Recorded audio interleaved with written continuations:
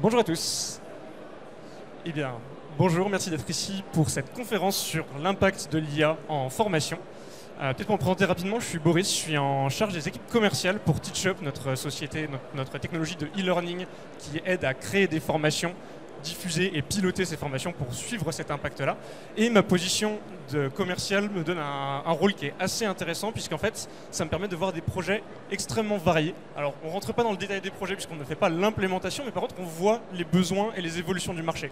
Et aujourd'hui, c'est ce qui m'a donné envie de vous parler de l'impact de l'IA dans la formation, puisqu'on voit vraiment que le marché shift complètement vers ce besoin-là, simplifier la formation, simplifier la conception et améliorer la personnalisation qu'on va proposer aux apprenants sans forcément se passer dans des usines à gaz. Et donc du coup pour ça, je voudrais peut-être commencer par prendre un tout petit pas de recul.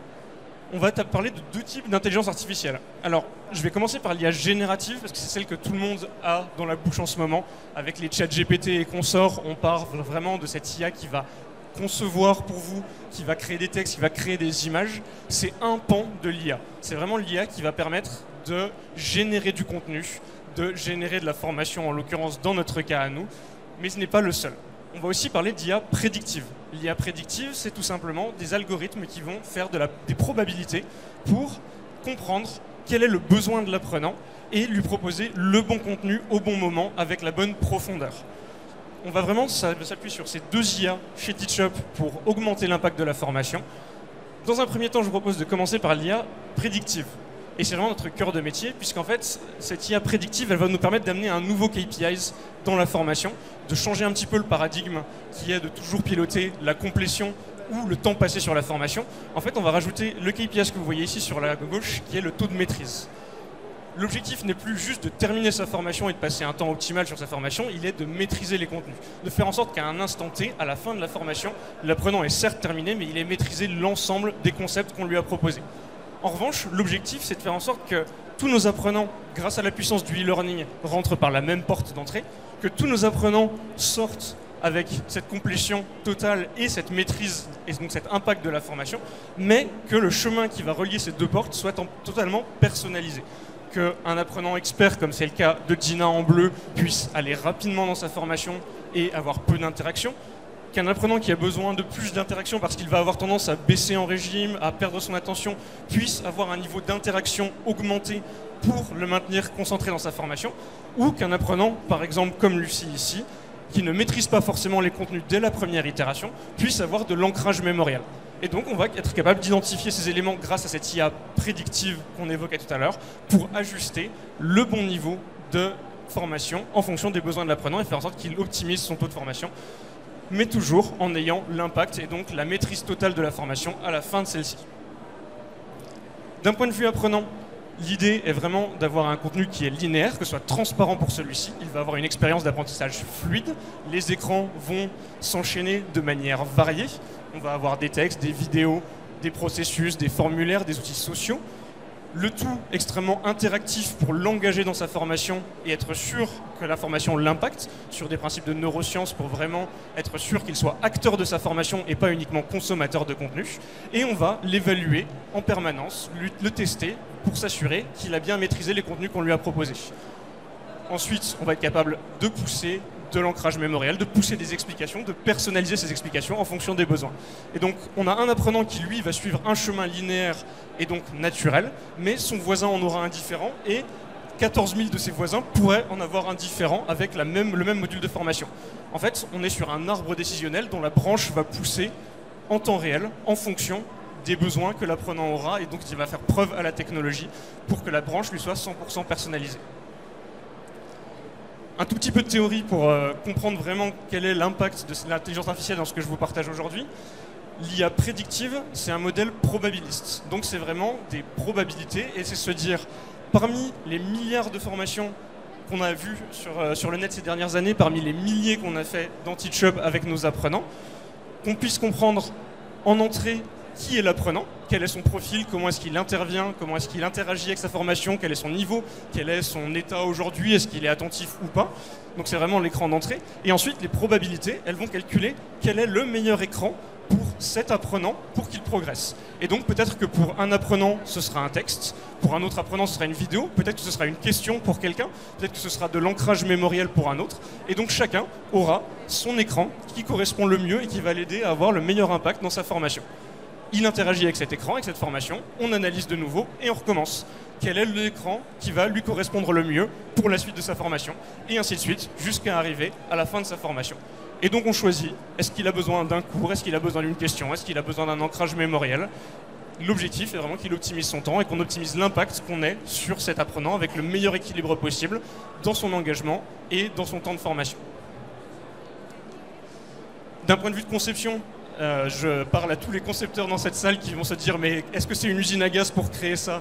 Non, l'objectif c'est vraiment de simplifier aussi la vie du formateur et l'impact qu'on va avoir sur le formateur grâce à l'IA. Et en fait, on a développé un logiciel qui permet d'injecter très facilement les contenus en copier-coller, en drag and drop, en allant chercher vos textes, vos images, vos outils déjà existants, de les intégrer dans la plateforme. On va ensuite mettre en exergue les éléments essentiels qu'on souhaite faire ressortir, donc le 20-80 de notre formation, ce qu'on veut absolument que l'apprenant garde à la fin de sa formation, et on va poser des questions sur ces contenus pour faire en sorte qu'on puisse vérifier si l'apprenant a maîtrisé, a compris, ou est-ce qu'il a besoin qu'on reformule les informations qu'on lui a partagées. La sortie de cet outil de conception, c'est des écrans qui sont interactifs, qui sont variés, qui sont épurés pour s'assurer que l'apprenant puisse se concentrer sur les connaissances et les compétences et qu'il puisse naviguer dans sa formation avec le bon écran au bon moment, mais en interagissant encore une fois. L'idée, c'est vraiment de ramener l'apprenant au centre de sa formation.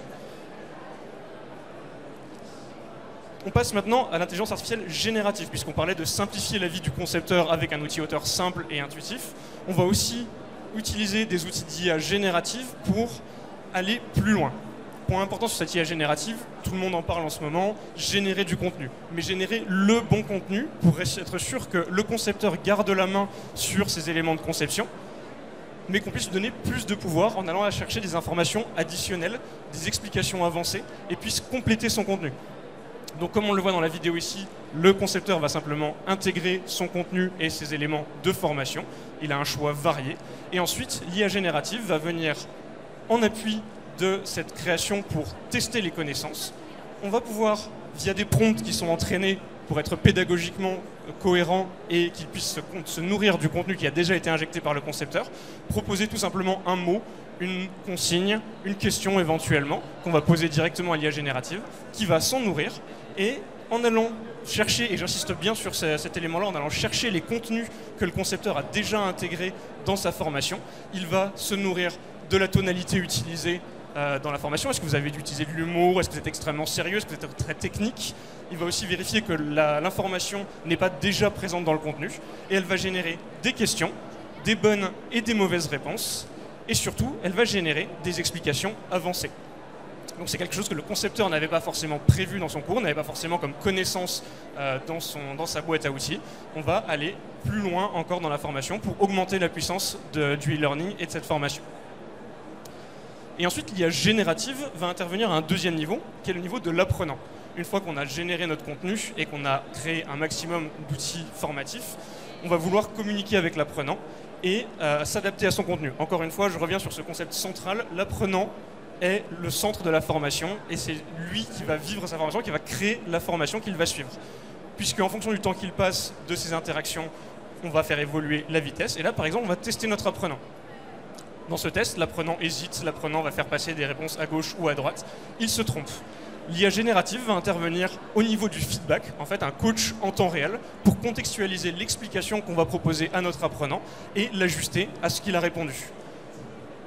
Bravo, vous avez bien répondu et la bonne réponse est expliquée par ces éléments, ces éléments, ces éléments. Ou alors attention, votre réponse est fausse parce que, la bonne réponse est celle-ci parce que.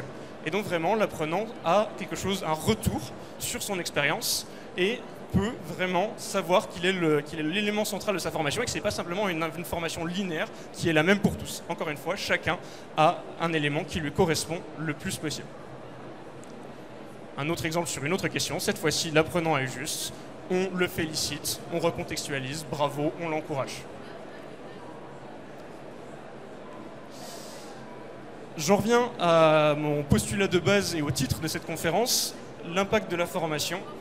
l'impact de la formation, il est pour tout le monde. C'était un peu ce que je vous partageais en introduction pour l'apprenant.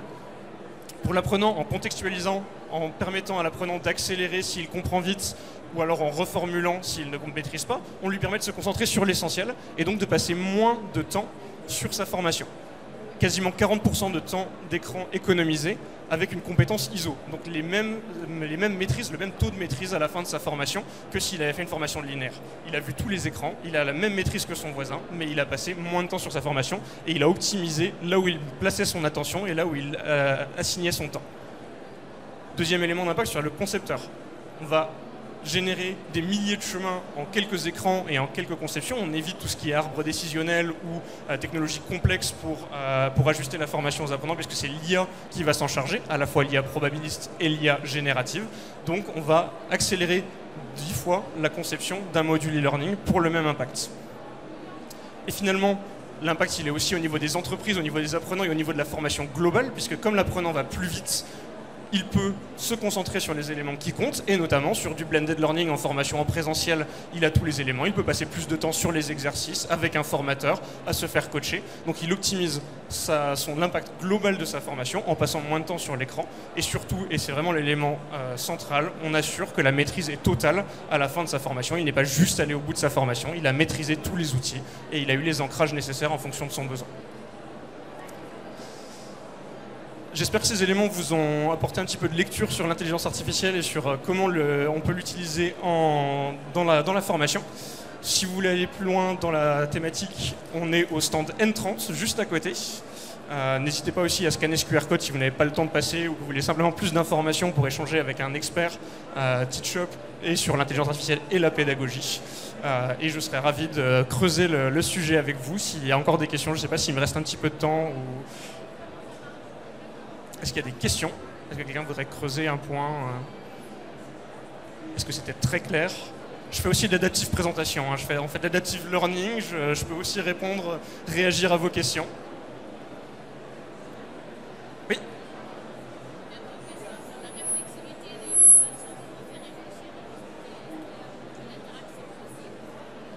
Alors, question sur la réflexivité des formations. Est-ce qu'on peut interagir? Du coup, est-ce qu'on peut interagir? Est-ce que les apprenants peuvent interagir entre eux? Alors c'est une modalité, effectivement, dans les éléments qu'on a vus, des vidéos, des textes, on va aussi pouvoir intégrer des murs de contribution sociale, des sondages, des espaces d'apprentissage entre pairs. En fait, on est vraiment sur un outil de blended learning, c'est pour ça que je mettais aussi l'emphase sur la formation en présentiel, puisqu'on va pouvoir intégrer des sondages et des éléments où les apprenants échangent entre eux, ou alors des moments où les apprenants échangent avec un formateur, ou sur une classe virtuelle, ou sur un temps d'échange tout simplement de pair à pair.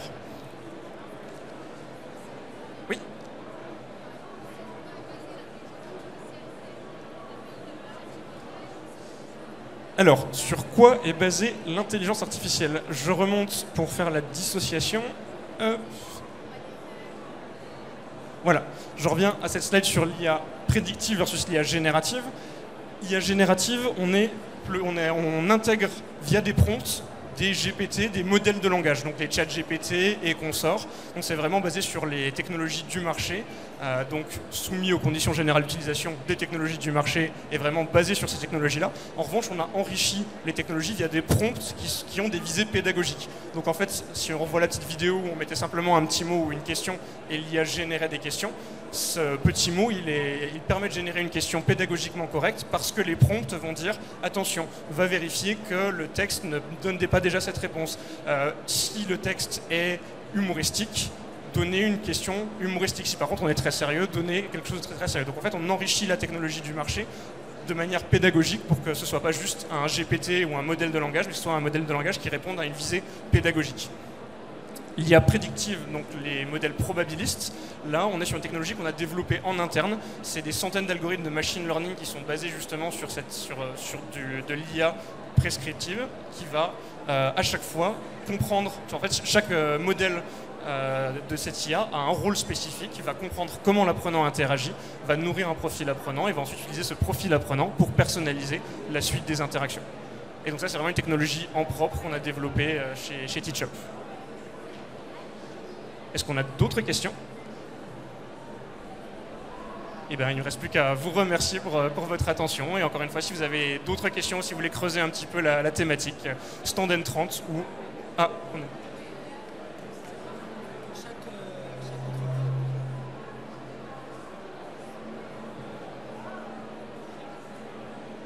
Alors, question, est-ce que ça veut dire que chaque entreprise peut avoir son propre modèle GPT? Donc, alors bien sûr, enrichi par les prompts, oui, dans tous les cas, en fait, l'idée c'est... Alors, est-ce que c'est choisir son GPT, la question? Choisir un modèle? L'objectif, c'est d'aller vers ça. Aujourd'hui, on en a intégré certains directement dans la technologie, mais effectivement, les grands groupes, les grandes entreprises développent de plus en plus leur GPT interne pour des raisons de sécurité, pour des raisons de stockage de data. L'idée, c'est effectivement de pouvoir, à terme, aller se plugger sur n'importe quel GPT, sur n'importe quelle technologie générative. Aujourd'hui, on en a intégré certaines qu'on a choisies pour des raisons d'usage et pour des raisons de simplicité, parce que c'est celle qui était utilisée par le plus grand nombre sur le marché. Mais effectivement, on tend vers une intégration de n'importe quel chat GPT.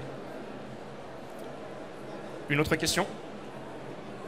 Et bien dans ce cas-là, je recommence à vous remercier et à vous dire qu'on échange avec plaisir sur le stand N30. Merci à tous, très bonne journée et bon salon.